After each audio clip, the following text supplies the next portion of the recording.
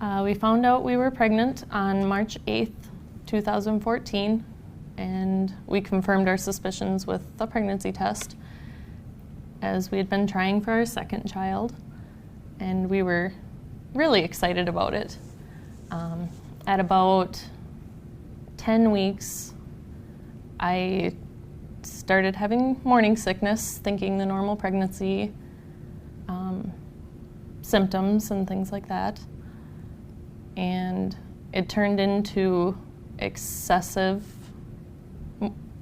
sickness all day long up until about 22 weeks. And my doctor had monitored me. She had me on medications for nausea and vomiting so I could function at work and do my daily activities. And at 22 weeks, we thought we were in the clear. I started feeling better. Everything was going good. Baby was growing. Great heartbeats the whole entire time.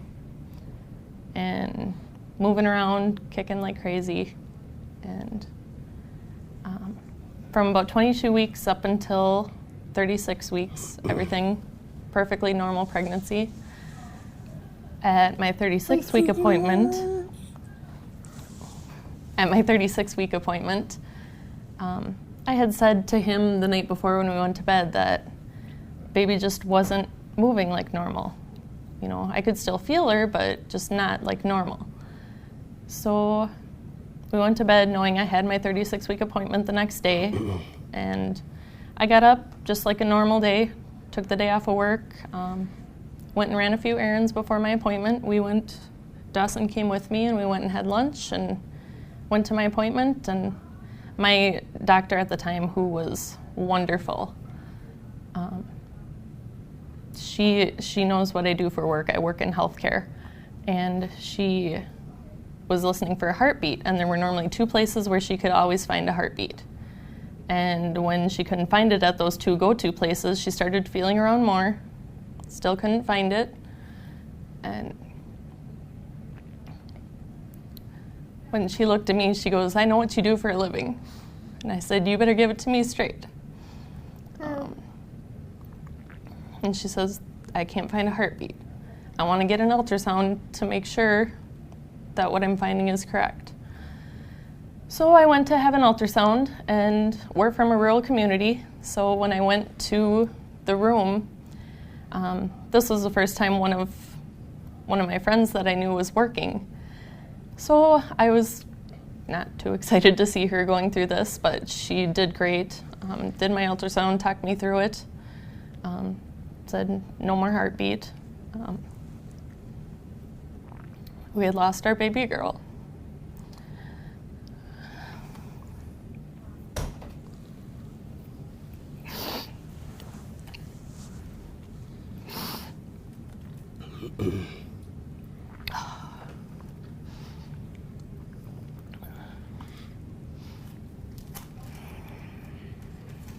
Just give me a couple minutes here.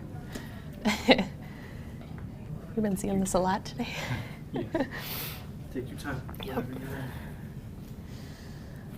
So after the ultrasound, I called my husband, who was working 2 hours away in another town, told him what was happening, and he needed to get to the hospital.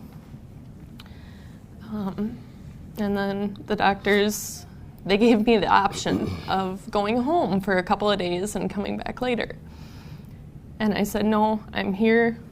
We're going to stay here. I'm going to deliver." And on we went. The first nurse I had all of a sudden disappeared. The second nurse I had was in there for a little bit, and then she disappeared. By the time my third nurse came around, I looked at her and I said, "You can't leave me. I've already gone through too many." So she was a rock star. She stayed. She held my hand through everything. She helped me entertain Dawson, you were a superstar. Mm-hmm. Yeah, you kept entertaining me. Mm-hmm. You always knew when I needed a hug, needed a laugh. We watched cartoons, waited. I made some more phone calls, called my dad, who was actually working in Kansas. So he drove back from Kansas to come to the hospital. He got there later that night. And we called the rest of our family. They were able to come up and be with us while we waited. Everybody was able to ask the doctors questions. The nurses were so helpful with everything. And am I forgetting anything? Basically, we waited for everybody to get there. We started the induction process at about 6 o'clock at night. And I did choose to have an epidural, so that went really well. And then they monitored me throughout the night. About midnight or a little before, my water broke and labor progressed, and Presley was born at 1:59 in the morning on October 8th.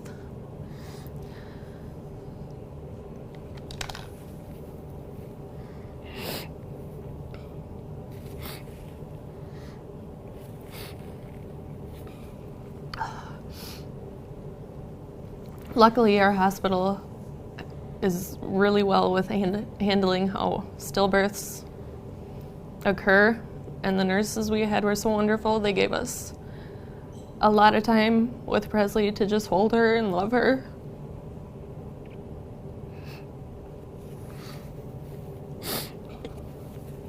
Our family was able to come and hold her and take pictures. Now I lay me down to sleep. Was able to edit the pictures that our nurses had taken. So we have beautiful memories of her that we look at daily.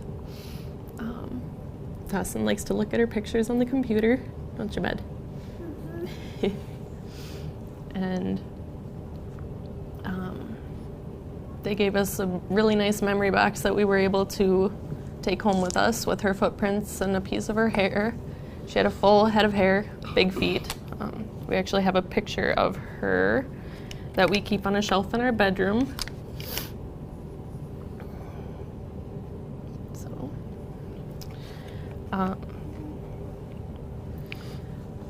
So then as time went on the next day, we woke up.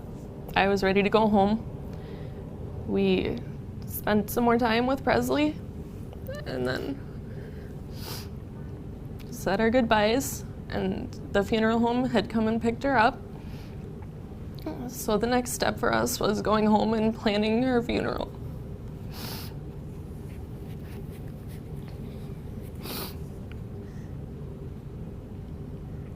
We never knew before that day, at our ages under 30, that we would be having a headstone soon. The funeral home that we had was so unbelievably helpful. They helped us from start to finish, figuring everything out, what to do for services, what to do for songs. A friend of mine helped me find a dress for her that another company in Minnesota makes dresses for stillborns out of wedding dresses. So we got a beautiful gown that she was able to wear. And we had her funeral a week later. And the amount of support from our community was, we just feel so blessed for everybody that came out and helped us through this. And it was really unbelievable to find out how many other people in our area have been through this, because it really is a silent epidemic. That was the first thing my doctor said when reality hit.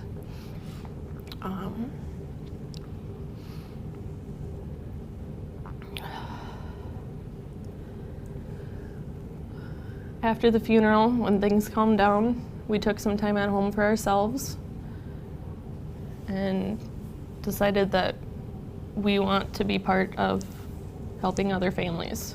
So hopefully they can go through it smoothly, and hopefully in the future nobody will have to go through this. It's the worst kind of pain you can ever imagine.